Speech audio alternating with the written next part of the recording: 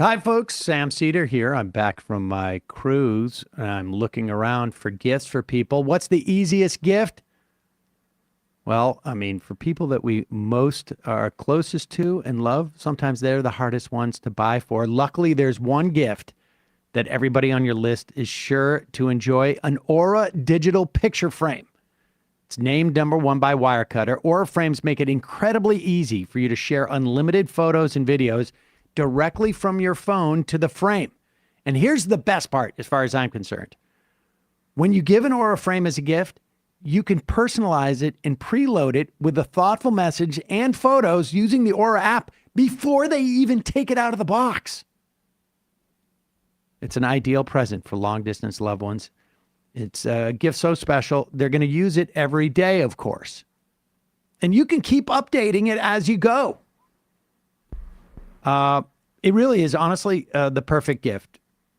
If you don't see your folks, if your folks don't see you, if you have kids, and you want to use them as a shield between you and your folks, or however you want to do it. They love pictures of their grandkids, or your parents love pictures of you.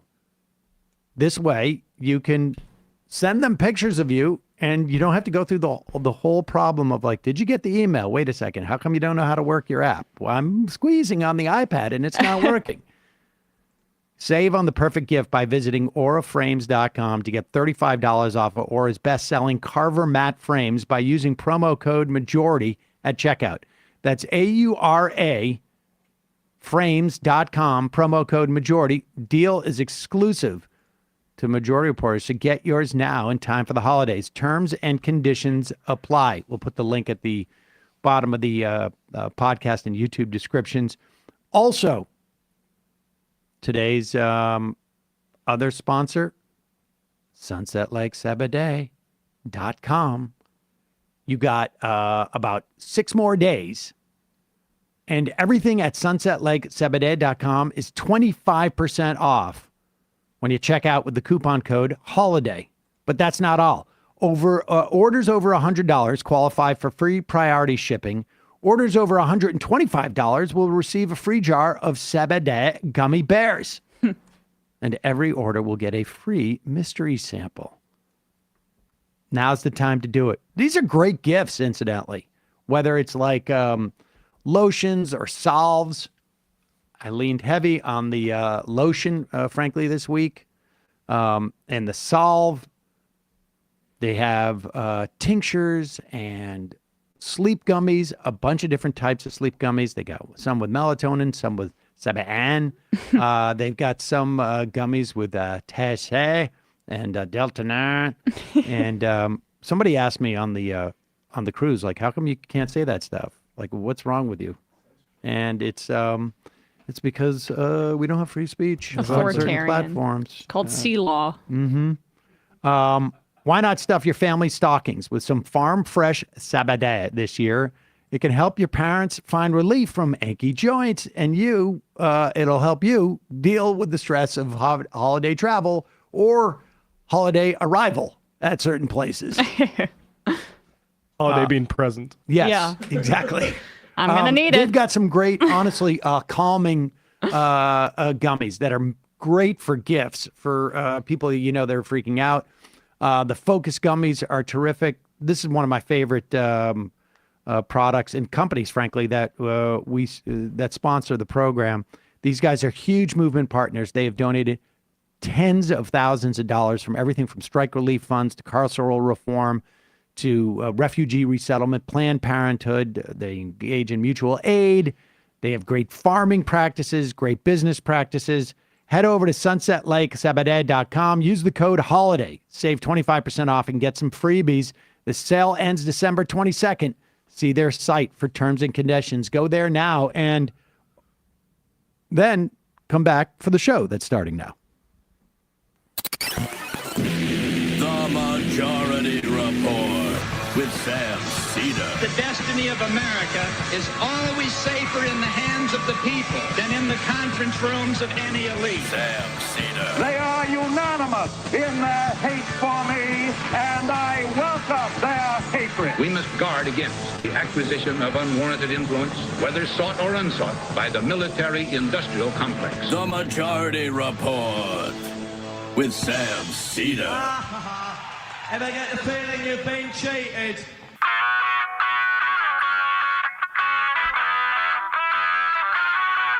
It is Monday, December 16th, 2024. My name is Sam Seder. This is the 5-time award-winning Majority Report. We are broadcasting live steps from the industrially ravaged Gowanus Canal in the heartland of America, downtown Brooklyn, USA. On the program today, Stefania Barca, distinguished researcher at the University of Santiago de Compostela in Spain, author of Workers of the Earth, Labor, Ecology, and Reproduction in the Age of Climate Change. Also on the program today, government shutdown could be 5 days away as we await the Republicans' continuing resolution. No word yet on what it's going to mean for the IRS. Meanwhile, ABC bends the knee with a creative way to fund Trump's inauguration. Senate looks to expand Social Security to workers previously excluded. 120 House Democrats call on Biden to ratify the ERA. Kids for Cash judge is amongst Biden's group clemency. Republicans working hard to defend newly minted teetotaler and accused rapist Pete Hegseth. Meanwhile, senators can't help but find Tulsi Gabbard to be dum-dum. Trump's threatening to privatize the post office. U.S. in direct contact with new Syria leaders. The official death toll in Gaza tops 45,000. Of course, it's significantly more than that, I think. McKinsey agrees to pay $650 million for helping Purdue Pharmaceuticals push opioid sales. Congrats to them. Well done, guys. We're very sorry. Incidentally, that's just the cost of doing business. And everyone continues to drone on about the drones that are everywhere. Gosh. All this and more on today's Majority Report. Welcome, ladies and gentlemen. Thanks so much for joining us. Also, we should add to that list, apparently, and this is just sort of breaking, the German chancellor loses a confidence vote. They're going to have a snap election in Germany. I don't know how quick that is, but I don't think it's like immediately, but I'm not even sure of that. I know not so great on my German politics. Need to brush up. It is Fun Day Monday? Yes, and I'm back from my cruise. Yes. And I will tell you right now, first of all, I had a great time. There was a bunch of Majority reporters on there. Serious Business, one of our moderators from the Discord was there. Woohoo. That was fun. I don't want to give out any, well, I'll give first names. Joel, Warren, some longtime Majority Report listeners were there. Great to meet these guys and talk to them. We had a couple other Majority reporters on the boat, but I will tell you right now, this boat was it was a little bit rocky, and then we had some real weather.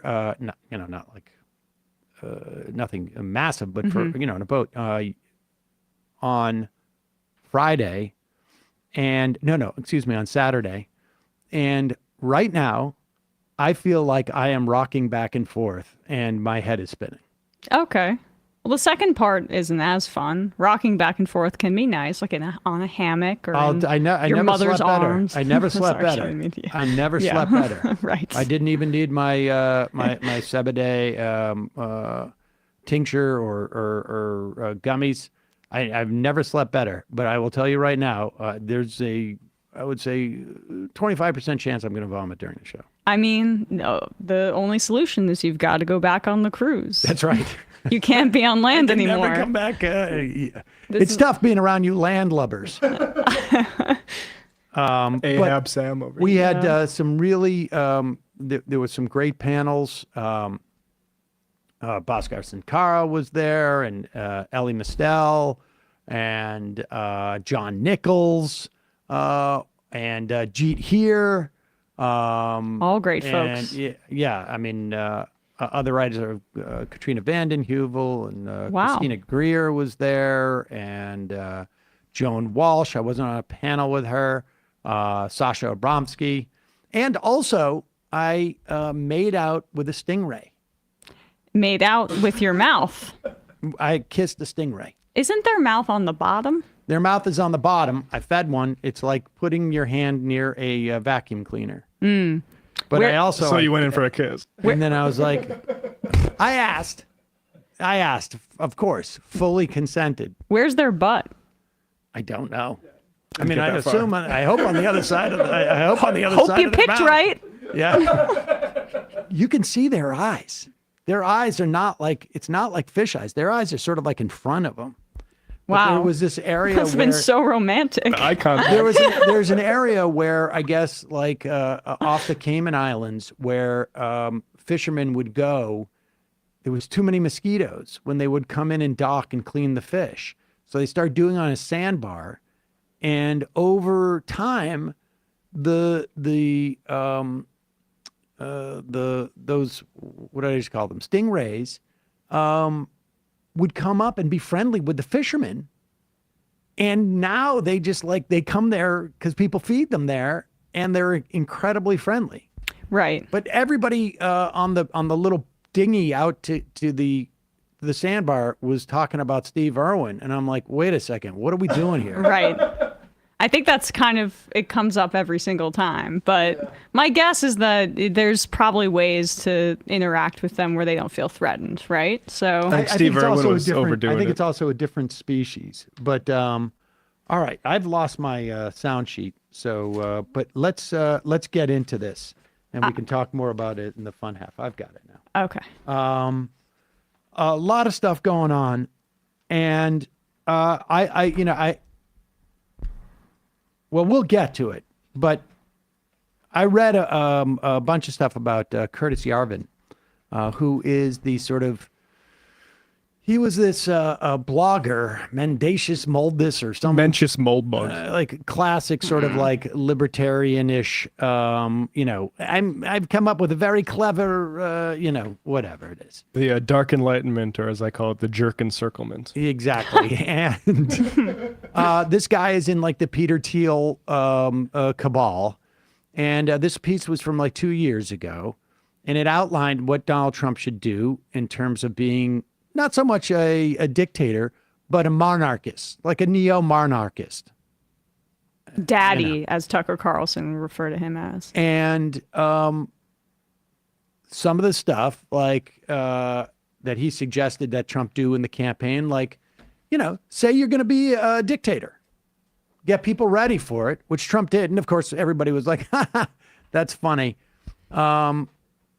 It's very possible that what we're going to see very quickly upon his inauguration are moves that have been outlined like that throughout that. Maybe we'll get somebody on to talk about specifically about Yarvin. I think we've had people on who've mentioned him in the past. But so much of Trump's ability to do what he's going to do is going to be a function of two or three things. One, the pliability of the 270, 80 judges and justices that he put on the courts 4 years ago. The willingness of the Senate and the House to capitulate to what he wants. Now, remember, there's only going to be like a 2-person majority in the House. And there are 2 of those people who voted for impeachment. Who knows where they are today in terms of these things? And of course, everybody he's appointing all around him are there specifically because They are people who will say yes to him and never say no. And you really don't need that much of talent at those jobs if you want to bring the wrecking crew in. So this stuff is going to be important. And how do you maintain discipline for a House member? It's not that hard because, you don't have that much resources. Maintaining discipline for Senate members are trickier. And we know Elon Musk has already been out there saying, like, if you don't approve all and rubber stamp all of Trump's appointees, I'm going to marshal the forces to primary you because he's got the money. Here is No Labels, their No Labels name of an organization. How are they still around? Weren't they supposed to field a presidential candidate this time around, and nothing came of that? Well, that and thank goodness. But their buddy Joe Manchin was in, sitting with Trump and Vance right after he had sunk the ability of Joe Biden to appoint and control the National Labor Relations Board until 26. But here is at No Labels, Lisa Murkowski, and addressing the idea of why won't any of your fellow senators laugh a guy who has been credibly accused of sexual abuse, of being so drunk that he can't even function at functions for that matter, and a guy who has no particular experience in running the world's largest, essentially, institution on a dollar amount in the world. Never mind, the anti-vaxxers, the et cetera, et cetera. Here's Murkowski. I think it's going to be hard in these next 4 years because you have an administration coming in that has had an opportunity to kind of see how things work, what didn't work, and now we've had 4 years to think about it, and the approach is going to be everybody toe the line. Everybody line up. We got you here, and if you want to survive, you better be good. Don't get on Santa's naughty list here because we will primary you. I mean, we are seeing that play out in real time right now with the nominees. The nominees who have just been named. There's been no committee process on any of them. They're just kind of doing their courtesy calls right now. And my friend Joni Ernst, who is probably one of the more conservative, principled Republican leaders in the Senate right now, is being hung out to dry for not being good enough. And you're going to. Yeah, except for, this is where Sam gets to take a little victory lap. Ernst caved, or I would say folded very quickly. And basically, because she's a survivor of sexual assault, and she's running in 2026, so she's up for re-election in 2026. She said, maybe I'm walking back my disapproval of Hegseth as a sexual assault survivor. The irony of this conversation is that she's not mentioning the billionaire Elon Musk who would finance these things. Mm-hmm. And which makes it virtually impossible for any of these Republican senators to get any, maintain and even pretend that they have independence. It is usually what you'll see these senators do is pretend that they have independence or pretend that they have a contrarian view. And then, reasonably get there. What we're going to be in, they're all going to be in the mode within, I think, several weeks of running over each other to be seen as conforming with the president's wishes. And what's really interesting about this, too, it strikes me, is that there is probably no single organization, political organization, I wouldn't know if I would call them a party, but something like that, that is more associated with a higher concentration of its constituents being billionaires or multimillionaires. The dynamic that she's not mentioning is that there is such an enormous amount of money being controlled by certain individuals that just with a switch, that money can flow literally overnight. There's no fundraising that's going on. There's none of that. Elon Musk will just dump, $40 million into any one of these races and completely like capsize anything. And she will not bring that up because everybody who is invested or involved, it's really the same thing, in No Labels is just Elon Musk with a little bit less money. It opens up a whole can of worms for them, because Republicans are always kowtowing to the interests of capital, of the donors that are funding their campaigns. But it's a little more crude in this instance, because Elon Musk is basically just acting as a mob enforcer for Donald Trump, in the form of, instead of, punching people out or beating them up, it's about money. We'll take you out. We will take you out of your seat if you don't abide by his wishes. And it's less associated with like a specific industry group. It's more of like, bend the knee to the monarch, to daddy.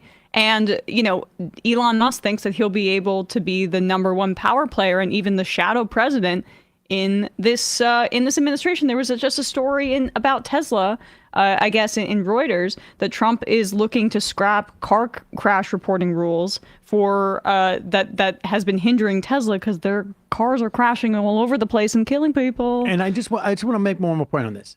Both parties are beholden to money. Yeah. But what's playing out in the Republican Party now, which is slightly different, and this is a problem we have society-wide, is that there is such massive concentration of wealth that you don't even have competing interests amongst the money. The money is always going to dictate our politics as it's structured right now, for the most part. Not always, but for the most part. But on the Republican side, it's not even just money. It is a person, literally a person, like you say, who is just Trump's enforcer. Now, of course, he gets his beak wet too. It goes both ways, but it is, we're going from, an oligarchy to just like a full on monarchy. And this is just Trump's little duke who has the army. And that's what's going on here. And pay attention to this, because at one point, these senators are going to stop even pretending that they're going to issue some type of independence. Honestly, the only person I think who's in trouble is Tulsi Gabbard, because she's, had a couple actually decent votes in the past. I also think she's dumb. And so they have an easy, ready-made excuse. Maybe RFK if Mitch McConnell keeps pushing the polio stuff. We'll see. We've got some stuff to talk about the polio stuff later. A couple of words from our sponsors. First is Cozy Earth. I did not have my Cozy Earth sheets on the boat, but I'll tell you what I did have. My favorite sweatshirt, or hoodie, I guess. I wore it today. Cozy Earth stuff is super, super soft. And you check out Cozy Earth bamboo sheet set. Silent nights start with the right sheets. Cozy Earth bamboo sheet set is the ultimate gift this holiday season. It elevates everyday luxury into something everyone will use and absolutely adore. It's the gift of unparalleled comfort, making every night feel like a serene escape. This is the thing with Cozy Earth. Their stuff is made out of viscose, which is from bamboo. So it's incredibly sustainable. It's incredibly durable, and it's also like bizarrely soft. Cozy Earth right now, if you're looking for a gift, has women's stretch knit long sleeve bamboo pajama set and men's pajamas. You want a lounge at home? They've also got, in addition to these pajamas, I brought my joggers on the boat. My favorite joggers. You can lounge around in those at your place, but then you don't need to change if you need to run an errand. There you go. Right. Go out with joggers. I want to thank Cozy Earth for sponsoring this episode. Give the gift of luxury this holiday season with 40% off using the code Majority Report at cozyearth.com/Majority Report. Like I say, Cozy Earth stuff is it's amazing. I got their sheets. You've got a duvet. I know that. I've got the joggers now. I've got this the hoodie. I've got Cozy Earth towels. All of them incredibly soft, sustainable. Again, because bamboo is literally a weed, and durable. Cozy Earth's goal is to help you create a sanctuary in your home, a refuge from the outside world's demands. Cozy Earth sheets are so breathable, you're going to sleep several degrees cooler. Those are the things I love about them. And they're made with a durable weave fabric that won't pill. They are guaranteed for 10 years. Cozy Earth's use of only the best fabrics and textiles enhances the luxurious sleep softness you will feel. Cozy Earth prides itself on responsible production of its products, and Cozy Earth bedding products have a 10-year warranty. That's how much Cozy Earth believes in them. You can get still expedited shipping until December 20th to ensure it arrives on time. Don't wait. Head to cozyearth.com/majority report now. Use my exclusive code Majority Report for up to 40% off. Give the gift of luxury this holiday season. That's cozyearth.com/majority report. You get a post-purchase survey. You say you heard about Cozy Earth from the Majority Report, and that will help us, but help yourself, honestly. It's great gifts. Also, sponsoring the program today, you got a lot of stuff, obviously, to worry about these days. There is one thing in which you can actually gain some control of and help yourself in terms of the future. And that's what I'm talking about is SelectQuote. SelectQuote will help you get insurance that will give you peace of mind. And particularly, I mean, if you have a new family, or for that matter, an old family, and you don't have insurance, now is the time, and this makes it much, much easier. SelectQuote is one of America's leading insurance brokers with over nearly 40 years, I should say, of experience, helping over 2 million customers find $700 billion in coverage since 1985. Other life insurance brokers offer impersonal, one-size-fits-all policies that may cost you more and cover you less. SelectQuote's licensed insurance agents work for you, and they do it to tailor a life insurance policy for your individual needs in as little as 15 minutes. Have you ever worried about getting coverage with a pre-existing health condition? SelectQuote partners with carriers to provide policies for a variety of health conditions. You have your high blood pressure? No problem. You got diabetes? That's fine too. Even if you have heart disease, SelectQuote partners with carriers can cover those conditions and others. If you don't have any major health issues, they work with carriers that can get you same-day coverage with no medical exam required. We're talking about life insurance. I went with term. I've got actually two separate term life insurance policies. One with when Milo was born, and then I got another one when Saul was born, a little bit less. And honestly, it's intimidating to go do this. SelectQuote makes it super easy. Head to SelectQuote.com. A licensed insurance agent will call you right away with the right policy for your life and your budget. SelectQuote. They shop, you save. Get the right life insurance for you for less at SelectQuote.com/majority. Go to SelectQuote.com/majority today to get started. That's SelectQuote.com/majority. All right, quick break. When we come back, we'll be talking to Stefania Barca on her book, Workers of the Earth, Labor, Ecology, and Reproduction in the Age of Climate Change.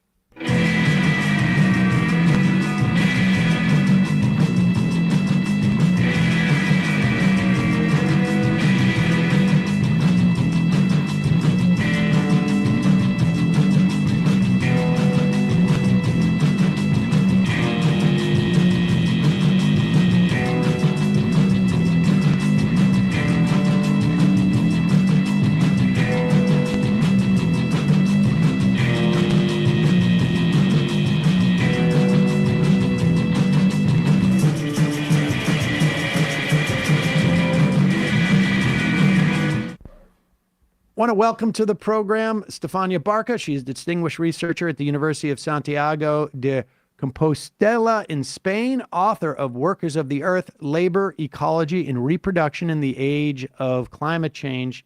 Stefania, thanks so much for joining us.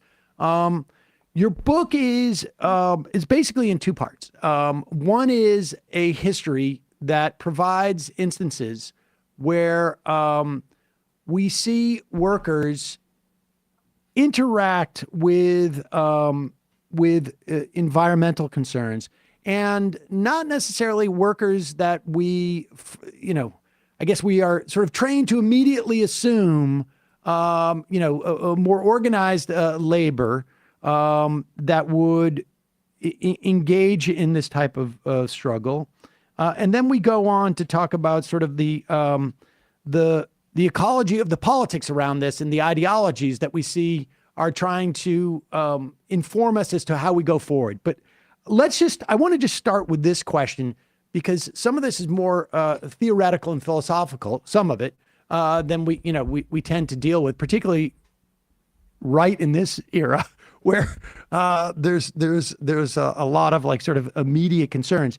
But will you explain for folks what the difference is? Well, first off, I guess, we've talked about social reproduction on this program. Maybe you could just touch on that. But then I'd like you to contrast it and compare it to what you call reproductive work. Right. Yes. Well, thank you. First of all, thank you for having me. Reproductive work is, in my understanding, is a little bit larger, broader than social reproduction. It includes both social and ecological reproduction work. Let me explain. By social reproduction, what is usually meant is the work that can be paid or unpaid of producing human beings and socializing them into the different forms in which society organizes itself. So from language to education more broadly, and also the physical needs of human beings, taking care of them, right?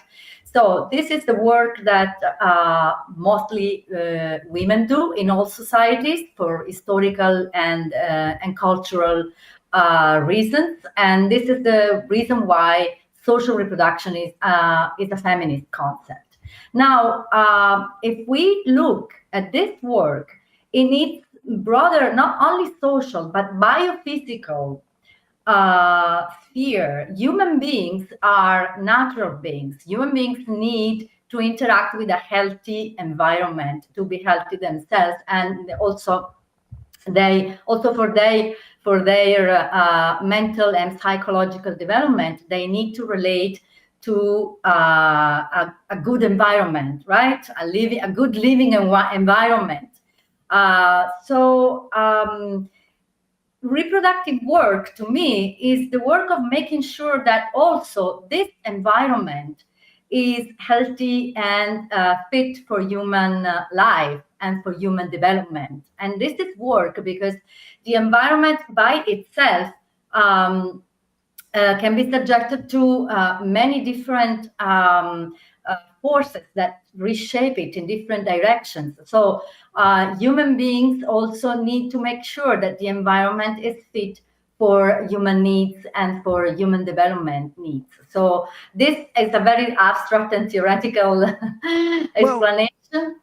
Well, no, I mean, I think it sounds like what we're talking about is an expansion of what is considered within the context of social reproduction. Because even though it's human work that is in many ways making the environment less hospitable, not always, but largely making the environment less hospitable to human society and human life. It's adding another element to which is a pretty big one to, I guess, what's on the menu when we talk about social reproduction. Yes. Well, here's the trick. It depends on what you define by work.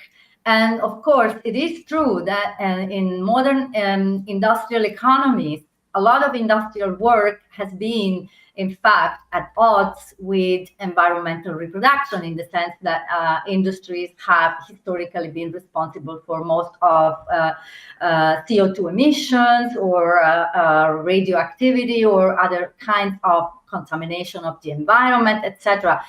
But you see, I think that we should understand that it's not work what has produced that, right? Because it's not workers who make decisions that concern production and the quantity and also the mode of production. So they execute mostly, right, when they are waged workers. So if we understand, so in some cases, workers have actually taken responsibility for protecting the environment, and these are some of the stories that I tell about in the book. And unwaged workers or reproductive workers also have done so historically. So they have struggled to make sure that the environment was safe and healthy and fit for human life. So for the most part, it's capital that is inhibiting or is making the environment more hostile to human life as opposed to workers.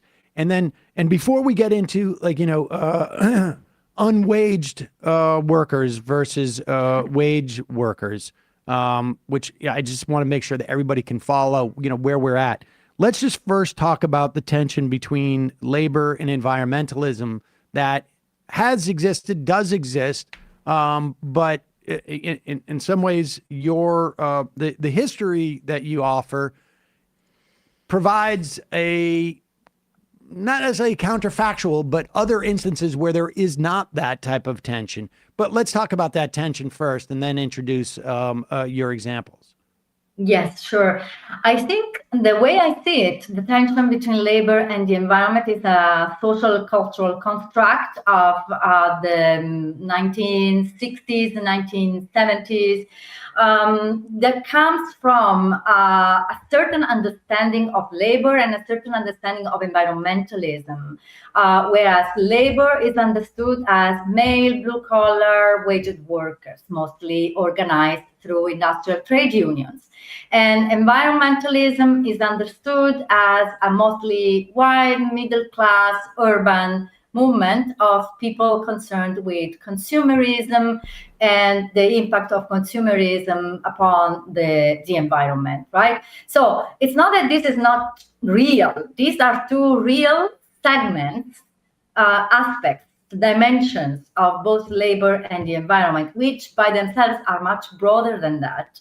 And in one of the chapters, I show how for example, in Europe, between the 1970s and the end of the 20th century, there were actually different forms of different kinds of labor organizations and of labor movements and different kinds of environmental organizations. And they were also allied in many cases, or they understood each other also as complementary. So the development, this distinction and this opposition between labor and ecology is actually the product of a historical development that could have taken different turns, and it did take this particular turn for historical reasons. So I think this is important. It's important. I'm not going into the details now, but what I gather that is most important from this is understanding how the actual conflicts, the actual divisions and differences are run within the labor movement and within the environmental movement, as well as between the two, right? So we need to be able to see different kinds of environmentalism. For example, there is a kind of environmentalism which is very mostly concerned with green consumerism. There is a kind of environmentalism which is very much consistent with green capitalism and the ideology of green growth.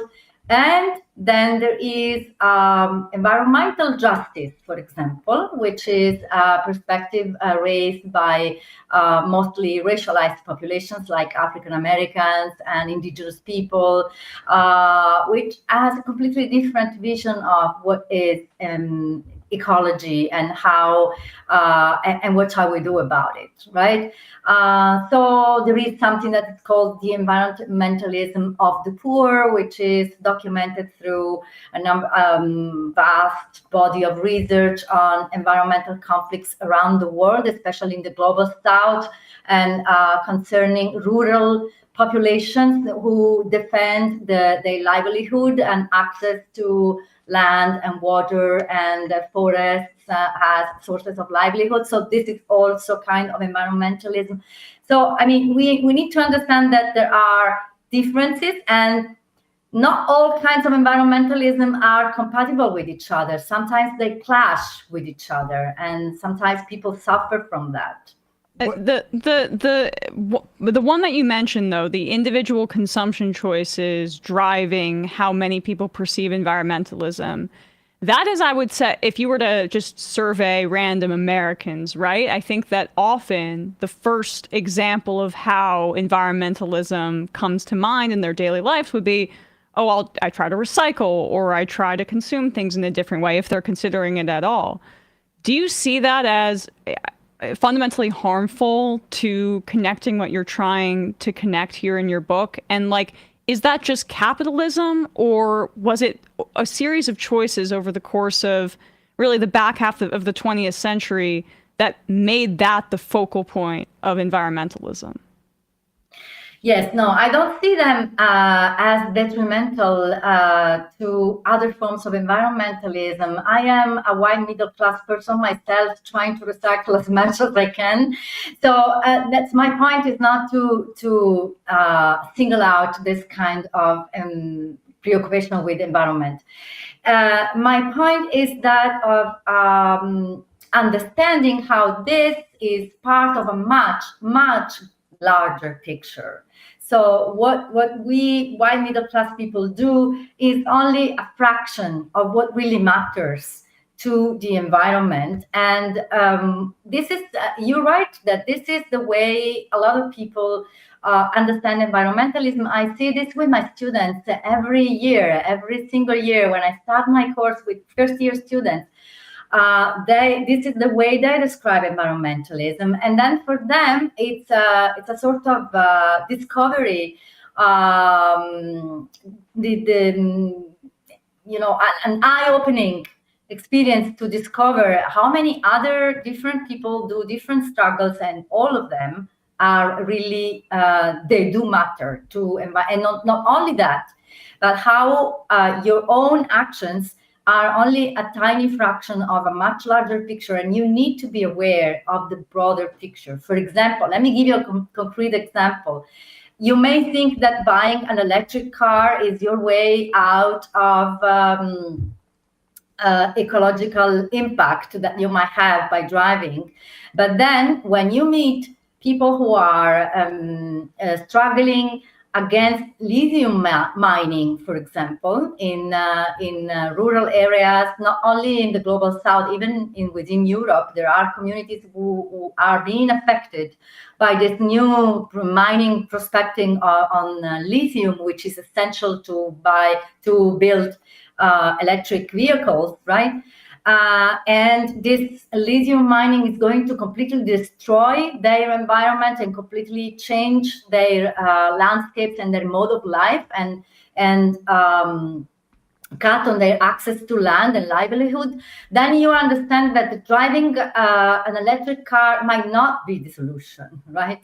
And maybe you start thinking about public transport or other forms of other ways of being environmentalists that are more connected to other people's struggles. And so, I mean, is that ultimately the goal to, or part of the project in sort of like delineating these things, is to overlay different filters and get a better sense of where the most effective response is. And it's not necessarily just individual choice, right? I mean, this is something that we ultimately want to project onto governments. Let's do, though, I mean, I am interested in, maybe as an example, we can talk either about your example of like Italian doctors in the 60s and 70s as an example of the sort of the how we see this play, this type of I guess non-wage labor playing out in these environmental fights. Because when we think about, we have a perfect example in this country with auto workers who may be disinclined to go with electric vehicles, not necessarily because of how the lithium is mined, but more they perceive it as being a threat to the structure of auto workers. Now, we also have another, we have a head of the auto workers union now who's like basically negotiating into making sure that we maintain union jobs in these plants and sort of seeing this the direction it's going in. But that's the type of tension that we normally sort of conceive of. But give us an example, and maybe it's the anti-nuke movement in the UK with housewives. But give us one of the examples historically that you cover that would make this a little clearer to us. Well, it's a complicated issue. I'll try to make examples that illuminate the different sides of the problem. Because on one side, we have the jobs versus environment dilemma, no? That environmental regulation, environmental legislation, or environmental policies are jobs reducing. But this argument, of course, it's based on certain kinds of jobs. So you were mentioning auto workers, right?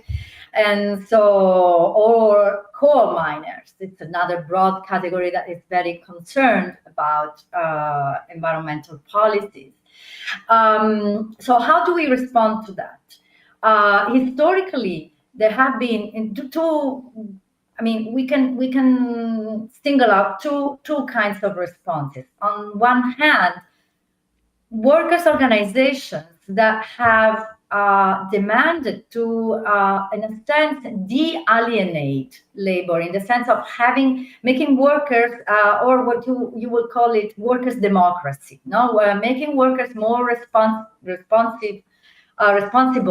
more involved in decision making at the production side. For example, I don't talk about these examples in the book, but they are pretty much very well-known examples. One is the Lucas plan in the UK,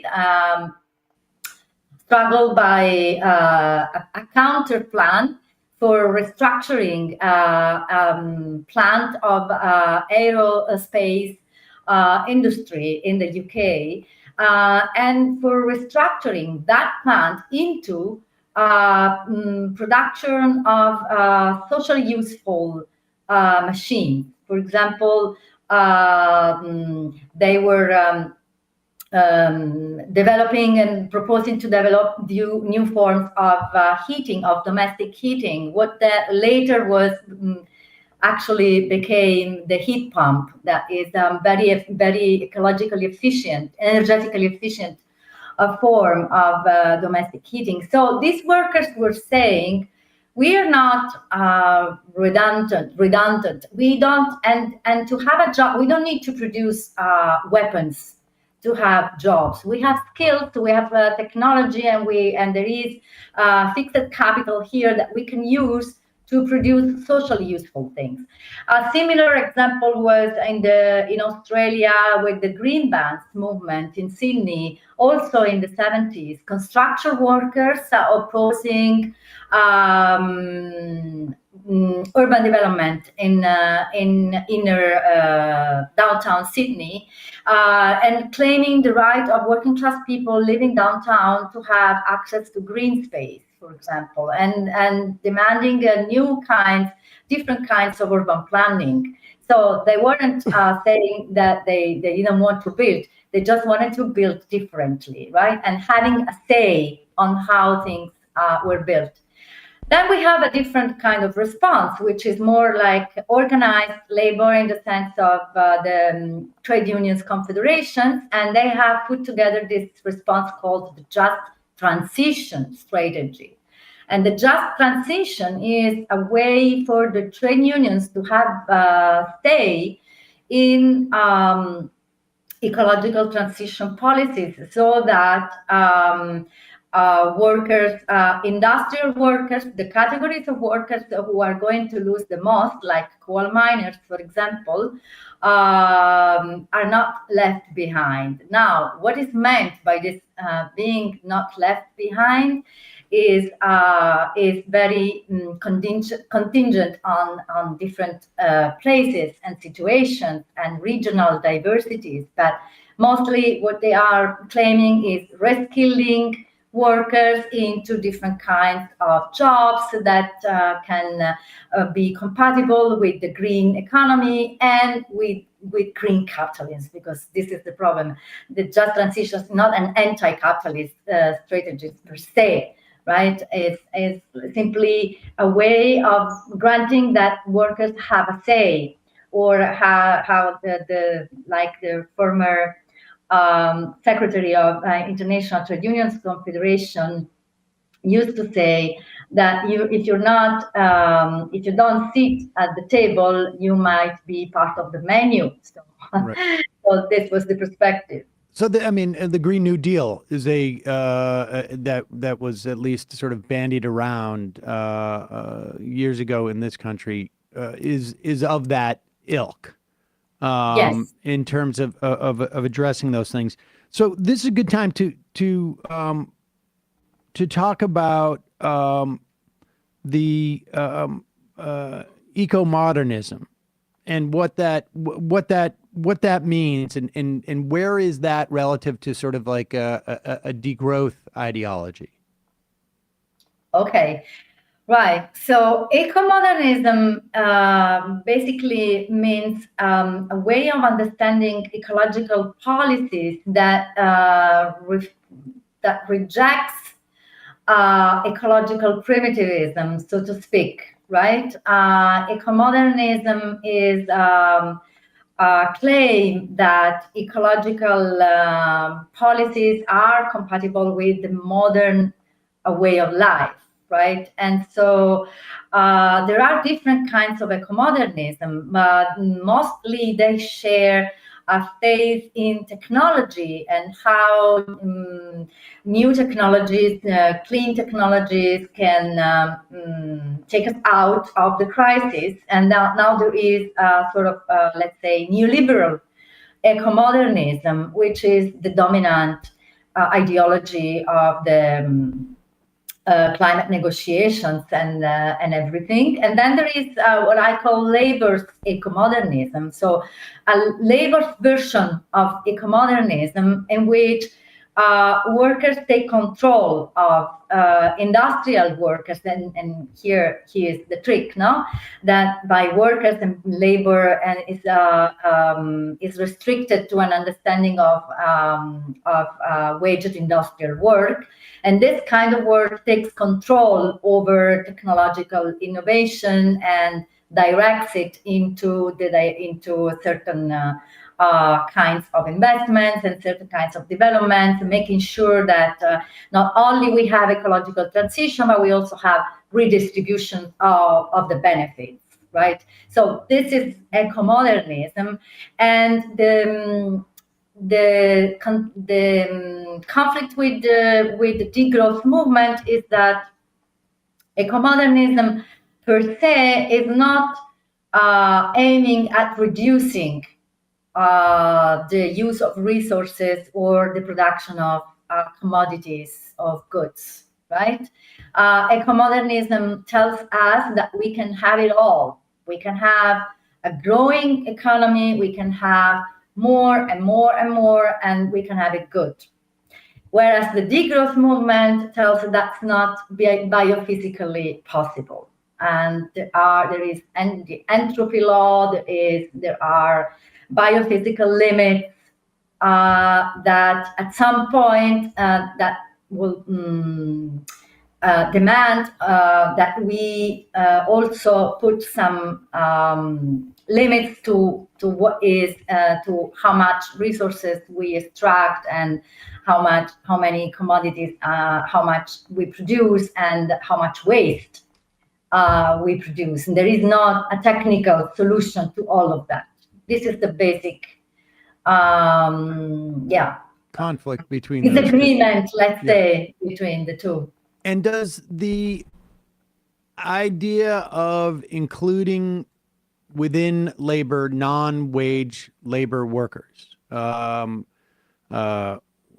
whether those people who are involved either in just in sort of what we consider social reproduction for no wages, caretakers, people in the house who are taking care of everybody, making sure everybody's getting up at times, and cleaning the house and making the meals. But also that expands to arguably non-wage workers who are taking care of the environment, indigenous people who are maintaining ecosystems and whatnot. Does the inclusion of them within our intellectual perception of what constitutes labor change that tension or the formula between what we consider degrowth and what you're talking about is labor modernism? Yeah, I believe so. That's what I propose in the second part of the book, in fact. I'm not against eco-modernism per se. I just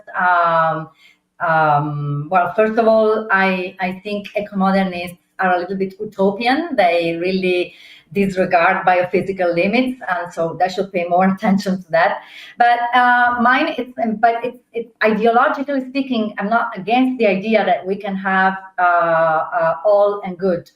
The problem is what we consider good, what we consider as worth doing. And this is not just producing more materially speaking, it is also very much about having more care, right? Not only, let's say, caregiving, but also receiving more care. Not all of us, we have care needs that are not properly met by the social system we're part of, especially the capitalist system. And also we are not meeting these needs equally. There are huge inequalities in how people have access to care. So if we include that as a fundamental human need and something that would make us all happier and more healthier and happier and more and really taken care of, no? If we understand that as part of wealth and of what wealth is, right? Then this will change our ways of understanding the politics of ecological modernization, or as you want to call it. Right, because it's not just about having more, but also having better society that is truly capable of taking care of everyone. So I think this is the perspective that feminist movements are taking up, and their particular take on the ecological crisis as connected to a care crisis. And the care crisis, the unmet needs for human needs for care, which includes the biophysical environment and care of the biophysical environment, is nowhere to be found in the eco-modernist horizon. So it's missing. What you're talking about seems to me as being analogous. I mean, I remember in the early '90s when the Berlin Wall fell, and the U.S. was supposed to get some type of peace dividend, and there was a movement at that time in this country to change the way that we calculated.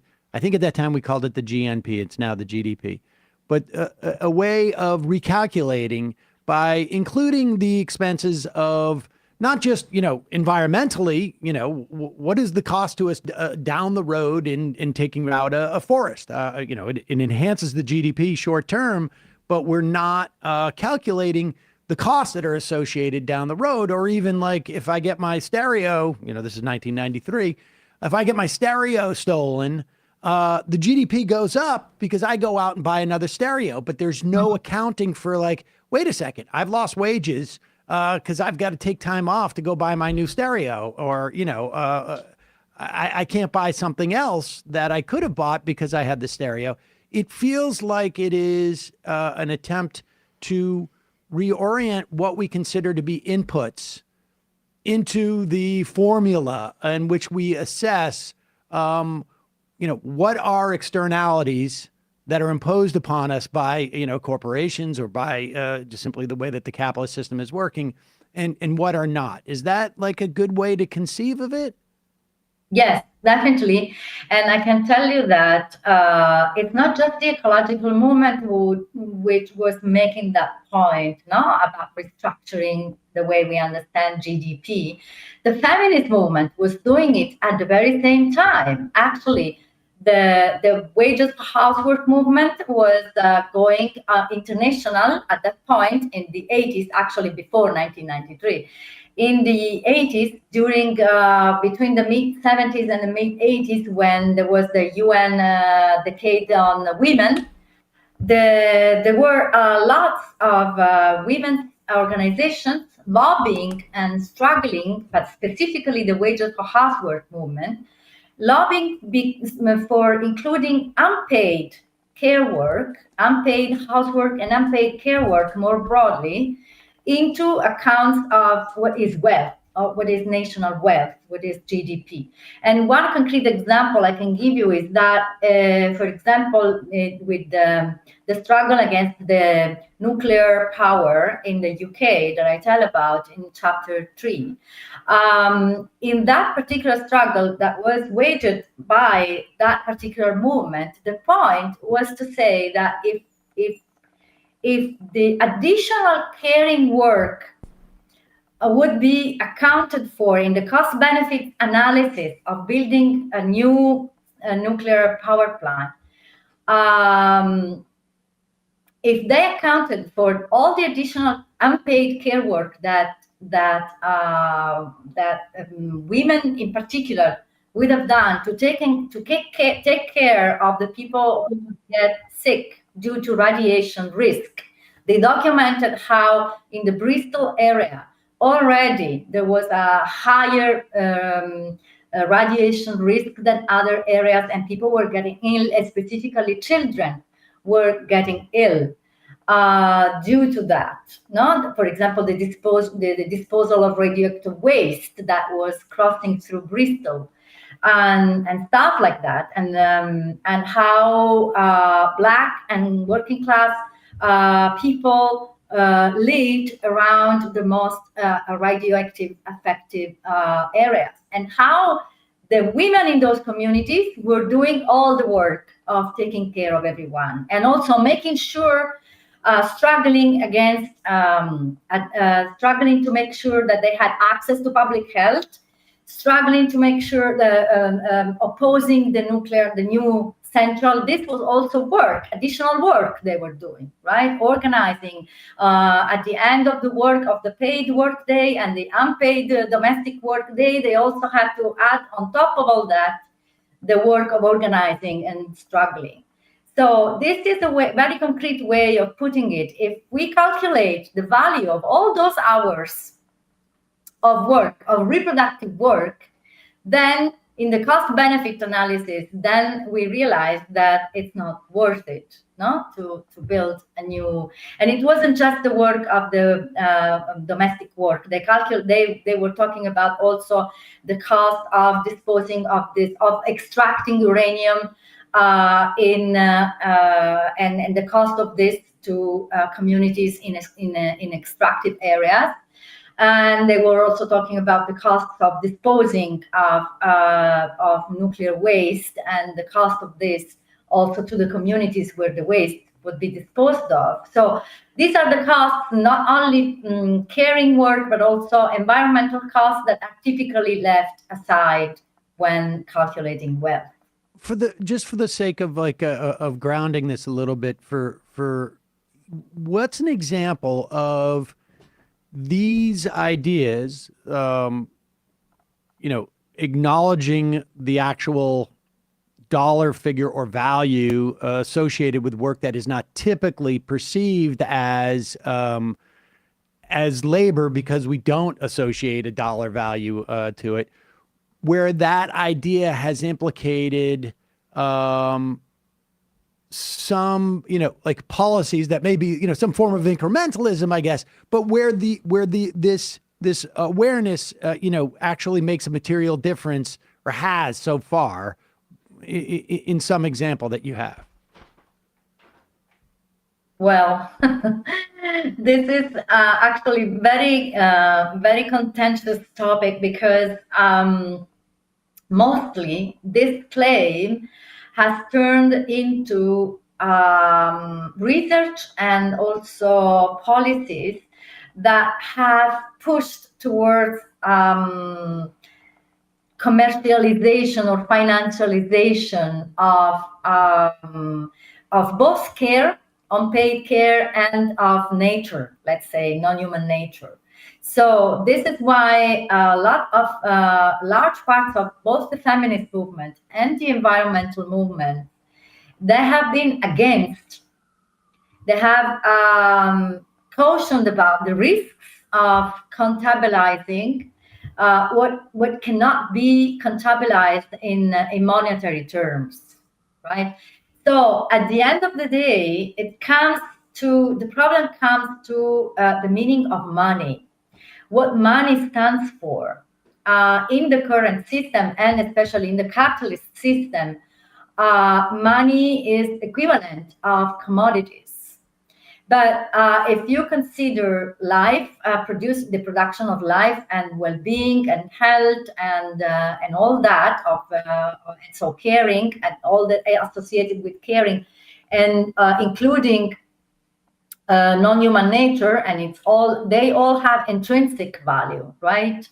So a lot of people reject the idea that we can calculate that value in monetary terms. The way money is understood today. There are, however, some economists, specifically monetary theory, and also feminist thinkers, who are pushing towards huge radical reform of the monetary system, so that the monetary system does not reflect market value anymore, and it reflects social value, what society gives value to. Oh, now this is a very complex and also risky, tricky terrain, where I stop here because I'm not an expert, I'm not a monetarist, I'm not an economist, but it's important for me that we are aware, at least we are aware of the fact that money is a social convention, right? It's so it stands for certain things. It could change what money is and how money is used. It should actually change. That would make a difference in many policies. I mean, but that's sort of the conundrum, right? I mean, like people can both use the notion of you don't want to commodify what's happening within the context of caring for the planet or caring for other people, and in some ways, preparing them to function within a capitalist society. You can decline to commodify that, because you don't want to cheapen that in some way. You don't want to cheapen that dynamic. But you can also decline to commodify it as a way within the context of a capitalist system to oppress and devalue what's going on, right? I mean, so that's sort of the conundrum there. Definitely. Well, the way I see it, I don't have a definite answer. This is a true problem, but in the past few years, I have been involved in the Care Income campaign, which is an international campaign connected to the Green New Deal for Europe, the European version of Green New Deal policies. And the Care Income is only one of several policies that were put together in the new in Green New Deal for Europe, which is not the official Green Deal of the European Commission, right? The caring demands that governments recognize the needs of carers, especially unpaid carers, and response to those needs by granting them a basic income. So this is a way of demanding money, because money is the universal means by which people make a living today, and everybody needs money. And there are specifically, particularly the poorest, those who have the least access to money are also those who are doing most of the unpaid caring work, because they don't have access. Mostly they don't have access to a number of caring services which are to be paid for. So this is a way of also recognizing that care work is if people are paid to care, then maybe they don't need to go and get a job in the arms industry or in the fossil fuel industry. So it's also a way to disconnecting people's material needs from participating in a labor market, which is also strictly associated with a number of environmental problems, right? So it's a way also of responding to people's need for wage, for salary, for money, right? But being able to do what they really want to do. They want to take care of their families or taking care of their communities. We identify different kinds of caring, not just domestic work, right? So community care or environmental care or contributing, caring for the food provisioning, no? Producing food on the local level, etc., etc. These are all forms of care. So if people can be paid to do that, recognizing how important is that work to society, then this is also a way of reducing the importance of environmentally harmful jobs for people to make a living. And I would also say in this country, we have a lot more room probably than in Europe to decommodify a lot of things so that the amount that anybody needs to be paid for anything becomes diminished in some way, and it diminishes the importance of money. Stefania Barca, the book is Workers of the Earth, Labor, Ecology, and Reproduction in the Age of Climate Change. Thanks so much for your time today. We're going to put a link at majority.fm and in the podcast and YouTube descriptions. Thank you so much. Thank you. Bye-bye. All right, Bye. folks. We're going to head into the fun half of the program. I am still somewhat at sea, trying to maintain my equilibrium. And trying not to look at the horizon, or just to focus on the horizon. There we go. Rather than the computer that is sort of like going like this. You should watch Last Voyage of the Demeter. I don't know if any of you have seen that. It's a really good horror movie set on a ship. Pass. And it'd be, kind of like you're there. I'll be passing on that one. Thank you. It's my favorite movie of the last few years. Really? Are you not a horror fan, Sam? What's that? You're not a horror fan. Not huge. Me neither. Not So huge. I don't know. But Matt has a lot of good recommendations. I just can't deal with the blood. I like boats and horror, so that's a great movie. Great for him. Folks, it's your support that can make this show possible. You can become a member at jointhemajorityreport.com.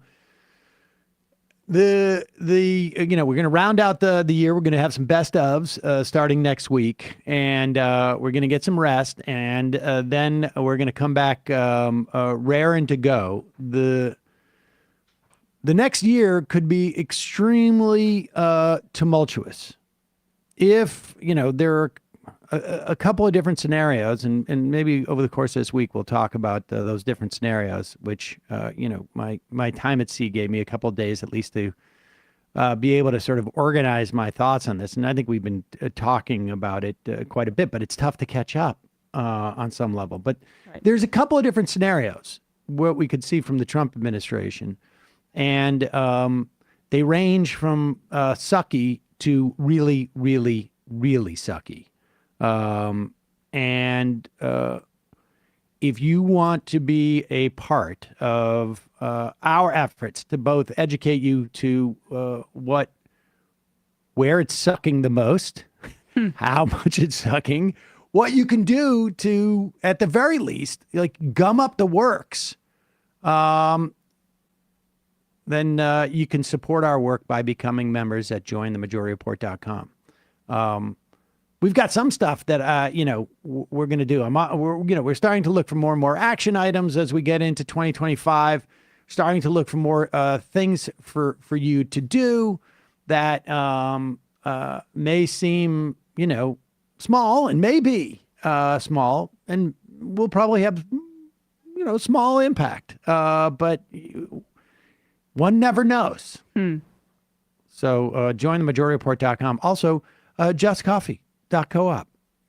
On the boat, I was talking to John Nichols, and we were recounting the protests of Act 10, which, as far as I know, is still been frozen in Wisconsin, which basically took the ability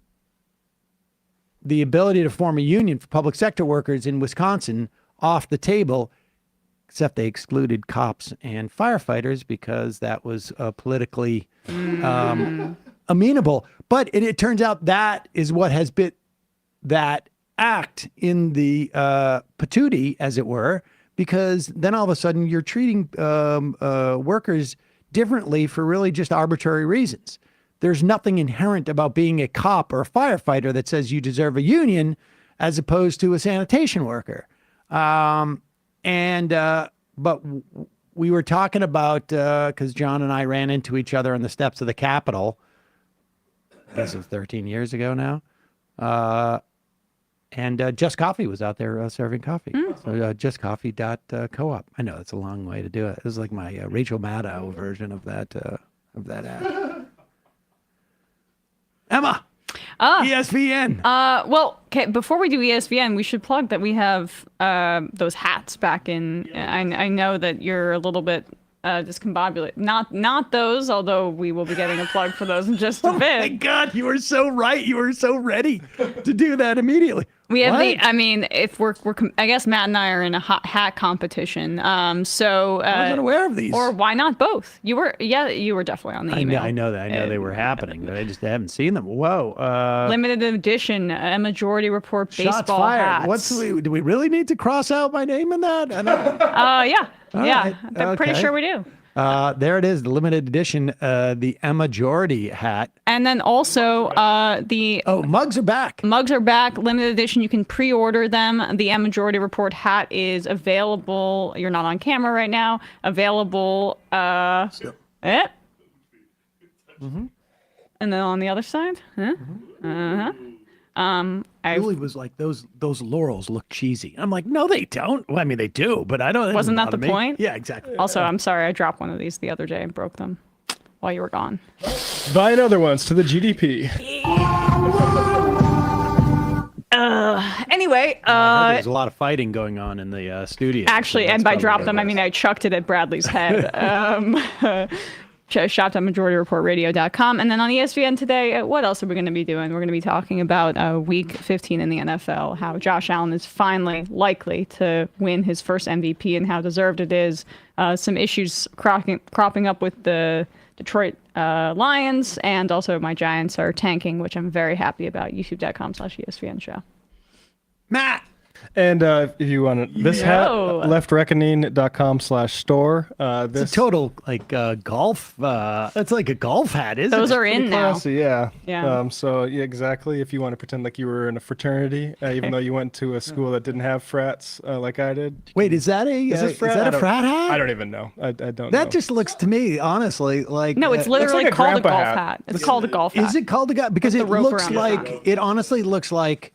Back in Worcester in the 80s, I can imagine somebody wearing that exact hat and also like a lime green shirt and sort of like a yellow polyester golf pants. Yep.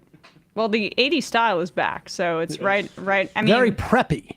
Yeah, I mean, my farmer grandpa would have worn hats like this. Is where I remember these things. I don't know what the thing of the little rope that goes across the That's front, where you leave notes for yourself and anything you find. Maybe you anything put your find golf as you walk card. in the Like a page land, boy or or you something. put your teas in that. Maybe your golf card, maybe, right? If you're keeping track of the score. But yeah, That would be my guess. patreon.com/Left Reckoning. We talked about Canada with Jeremy Appel, and gonna have Nathan Robinson on soon to talk about Matt Iglesias. So check that out. Oh, yeah, we got to have Nathan on here to talk about his book too. Nova from Connecticut just started listening this week. Who's this almost boomer you brought out of retirement? Well, we'll talk more in the fun half, right?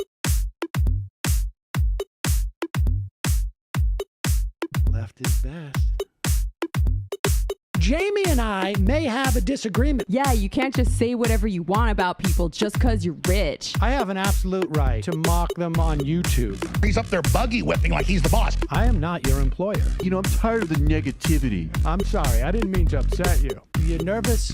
You're a little bit upset. You're riled up. Yeah, maybe you should rethink your defense of that, you fucking idiots. We're just going to get rid of you. All right. But dude, you want to smoke this joint? Yes. Do you feel like you are a dinosaur? Some good shit. Exactly. I'm happy now. It's a win-win. It's a win-win-win. Oh, hell yeah. Now listen to me. 2, 3, 4, 5 times. 847-906-501-457. 2, 38, 56, 27. 1/2. 5 eighths. 3.9 billion. Wow. He's the ultimate math nerd. Don't you see? Why don't you get a real job instead of spewing vitriol and hatred, you left-wing Limbaugh? Everybody's taking their dumb juice today. Come on, Sammy. Dance, dance, dance.